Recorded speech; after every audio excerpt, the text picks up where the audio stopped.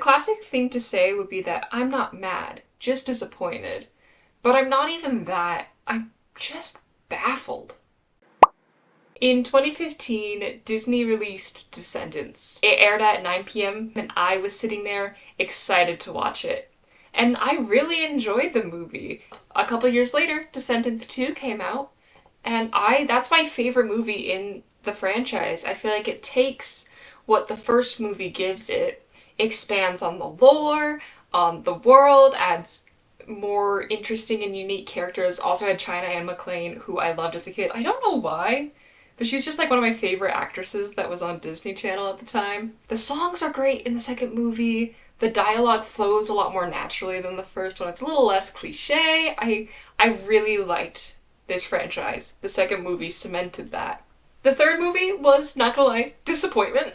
I feel like there's a lot of logic in the movie that doesn't really make sense. I fundamentally disagree with the ending, because at the end, they decide to take down the barrier on the Isle and just reunite the Isle with Auradon, which is a terrible idea, because the whole thing is they're like, well, let's give everyone a second chance, and it's like, there were murderers over there.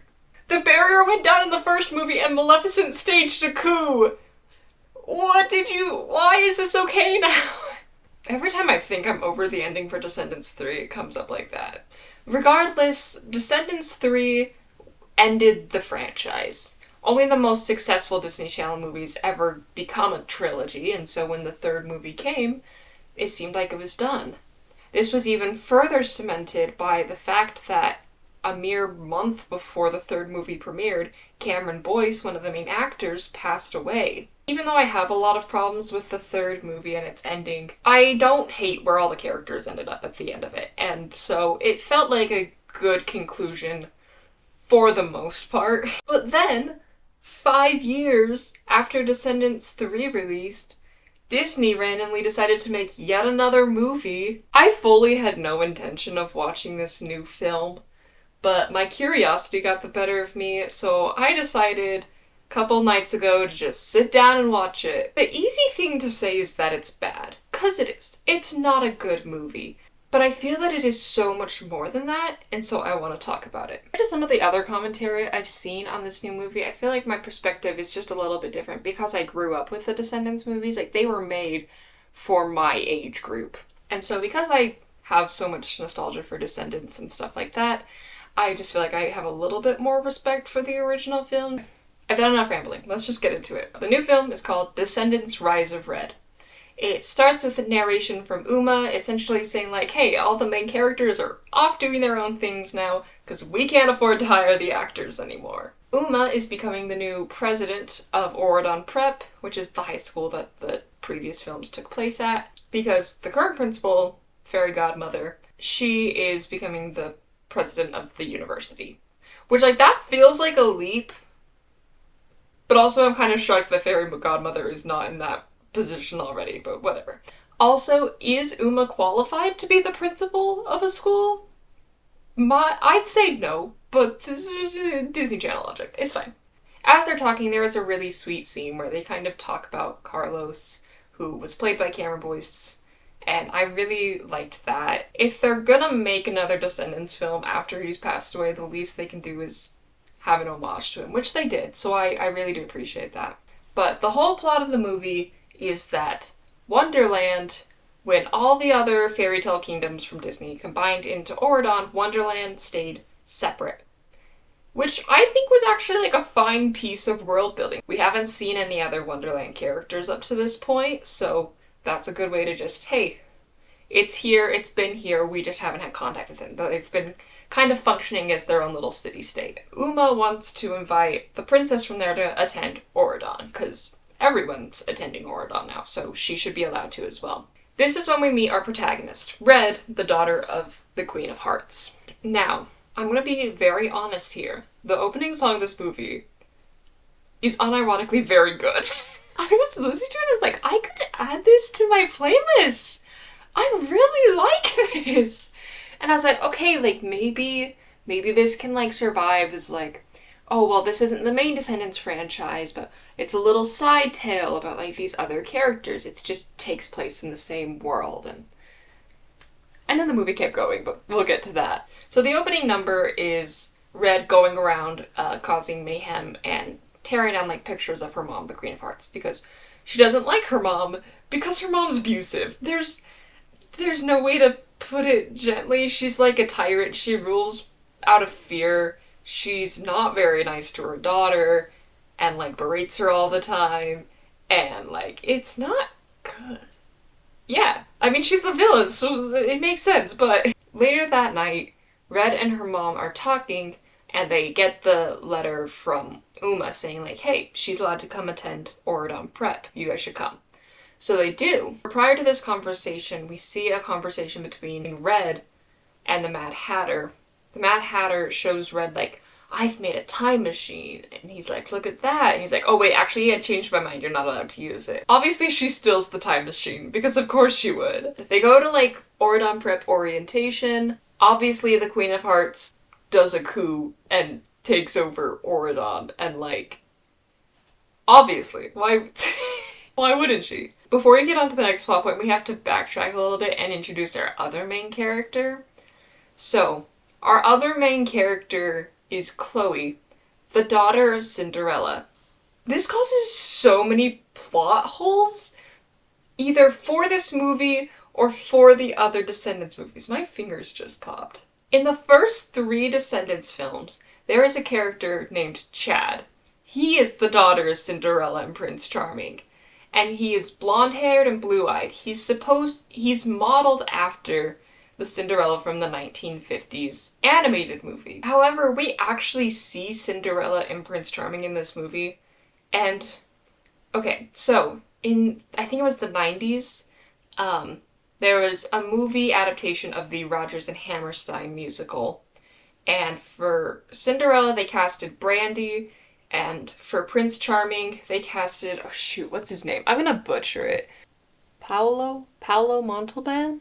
Anyway, so Cinderella and Prince Charming look like this. And Chad looks like this.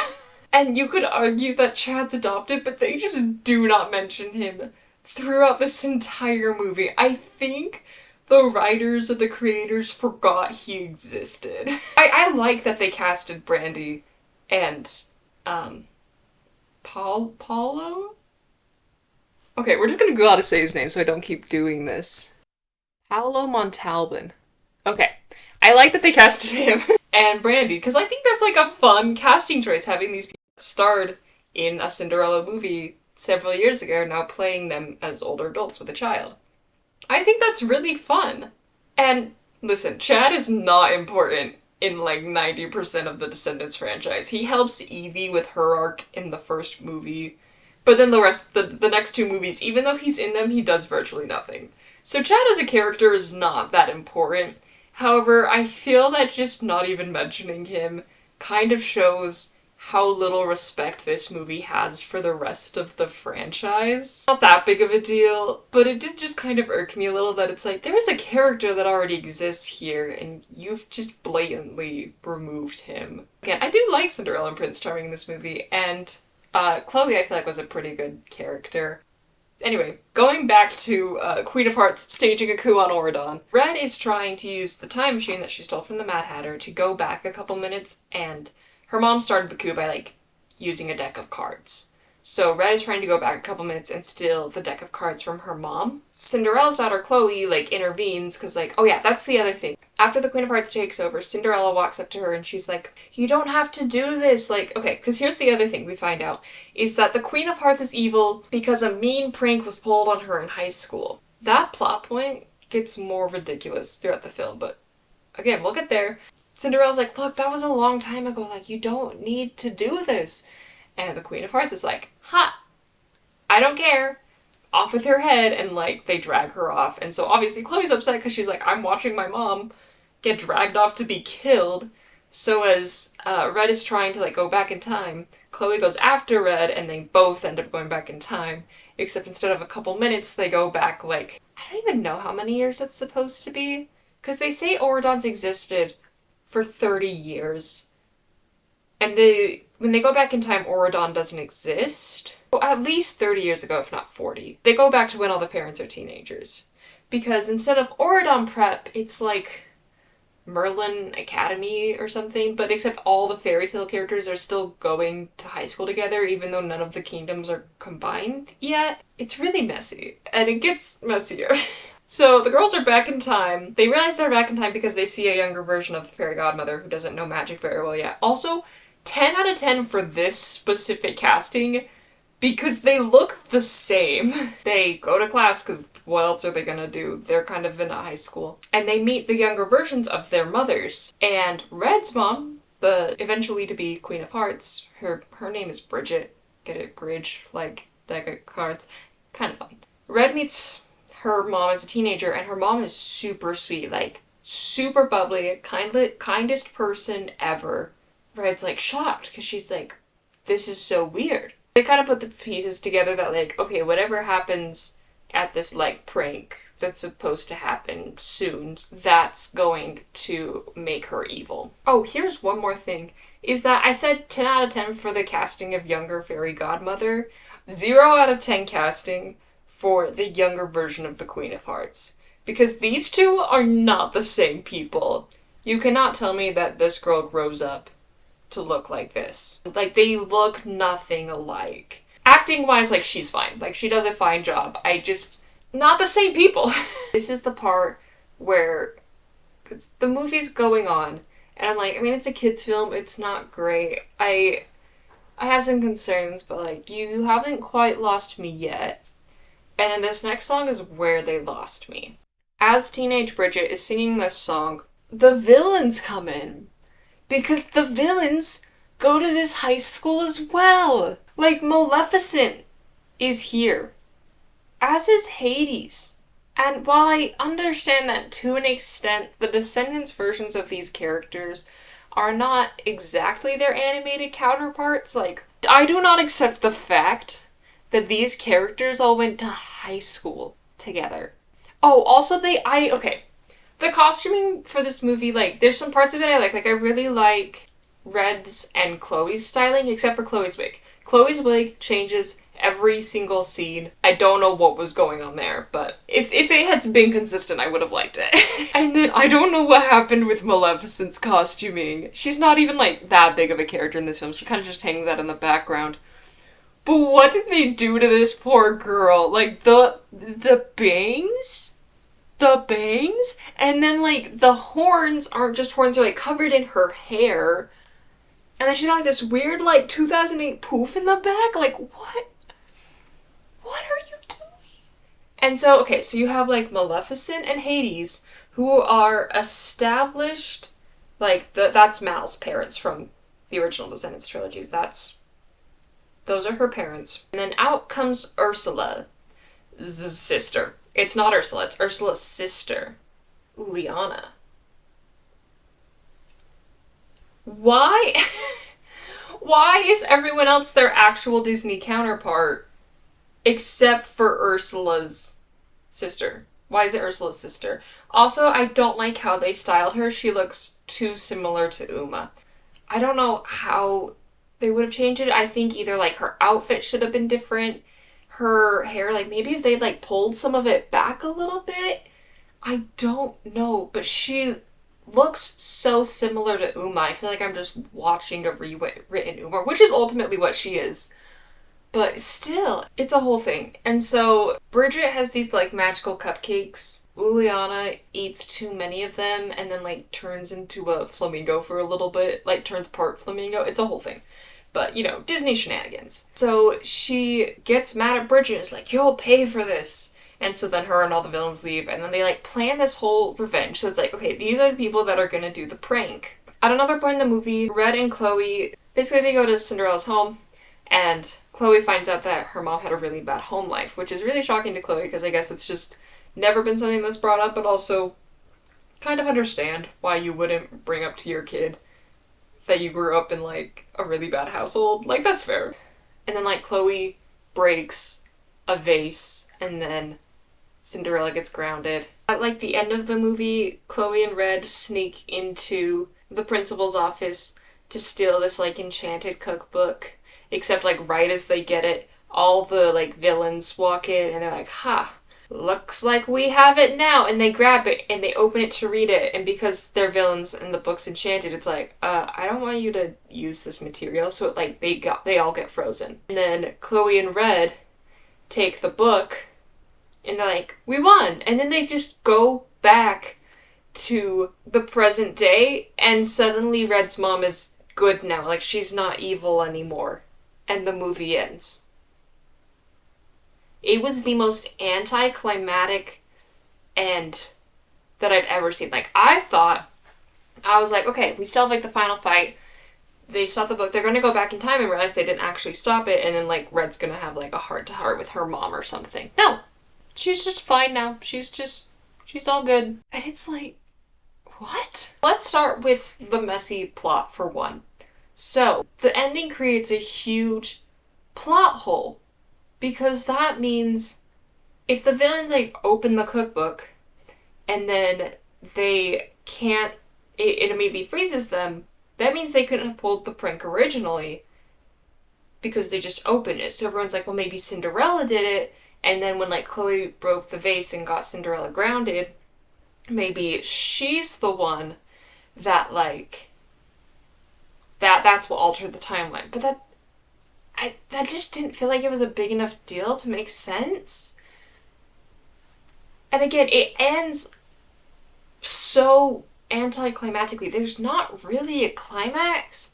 There's a bit of a fight between, like Red and Chloe have to fight these, like, enchanted owls and stuff that are protecting the books. That never felt like a final fight. They weren't, like, bonding or fighting with other characters. It was just kind of a thing that happened. And this kind of leads me to my next point, that I think the movie that Disney released is not the movie that was originally shot and written. Because one thing I noticed throughout the movie is that there are lots of scenes where there is very obvious ADR. So ADR stands for automated dialogue replacement. It is when they add lines of dialogue and or sounds over top of scenes that have already been filmed. At least as far as I understand. And there are lots of scenes where you're looking at Chloe's face, but you hear Red speaking, but you never see her actually saying these words. And it was very obvious to me that I was like, oh, that was added in after the fact. And that was kind of my first clue that, like, I don't think this movie was meant to be like this. The other thing is that throughout the movie, they keep talking about this dance called Castle Coming, which is like their prom or homecoming. We never go to the dance. It is brought up so many times throughout the movie. I think the movie was supposed to end with them going to the dance and stopping whatever prank. That's how it should have gone, at least. They keep talking about this dance and then nothing comes of it. I don't know if this is true. I heard that they removed a bunch of scenes in order to leave room for a possible sequel, which was a stupid idea because that means you just have an incomplete movie, and that's what this is an incomplete movie. It just ends on a really weird note, and it's like, it just leaves you feeling not wanting more, just empty. Because the story you gave me was half finished. The last thing I want to talk about is the songs. The songs themselves are fine. The problem is that there's way too many of them. For reference, the first 3 Descendants movies are all just under 2 hours long. The first 2 movies have 6 songs. And the 7th movie, which is the shortest, coming in at just over an hour 50, I believe, that one has 7 songs, and I remember watching the 3rd movie and being like, there are too many songs. Like, it just feels like we're singing really often, whereas that has not been the case for the other 2 Descendants movies. Which, like, it's a musical, but it definitely felt like it was more than it had been in the past. This movie is an hour and a half long, and it has 10 songs. That is roughly a song every 9 minutes. And that doesn't account for the fact that for the 3-minute song, so it's really more like songs every 6 minutes. And I think the songs are a little shorter than the songs from the other movies are, don't quote me on that. But it was just so overwhelming to have these songs playing every few minutes. I don't really know how to end this video. I feel like I've said everything I had. I mean, this whole movie ordeal isn't a surprise. Disney's money hungry, but doesn't want to do anything original. So of course they're gonna dig up a franchise that should have just been laid to rest years ago. That had been laid to rest years ago. And I think them trying to bait a sequel is what made this movie so bad. I don't think it would have been great, by no means. Quite frankly, almost none of the Descendants movies are great. The plot is just so convoluted. The characters sometimes don't even make sense. And, like, they expanded on the world building in literally the worst way possible. Having all the characters be in high school together just, for one, makes for some really funky timeline stuff, but also just takes out a lot of the fun things of these being the children of Disney heroes. Because suddenly these characters' parents aren't from these magical worlds. They're just in our world, it feels like. With, like, a little bit of magic, but, like, the magic in this movie wasn't even that cool. I don't know. Descendants 4 was bad, what else do you want me to say? Google's telling me it's very hot. Yeah, no duh. I don't know at all what I just said. It's very hot in this house. I didn't script this because every time I scripted it, I felt like I couldn't quite get what I was trying to say, but now I'm just really rambly and ragey and... So ADR stands for audio dialogue replacement. That was the AI answer. I should actually see if that's right.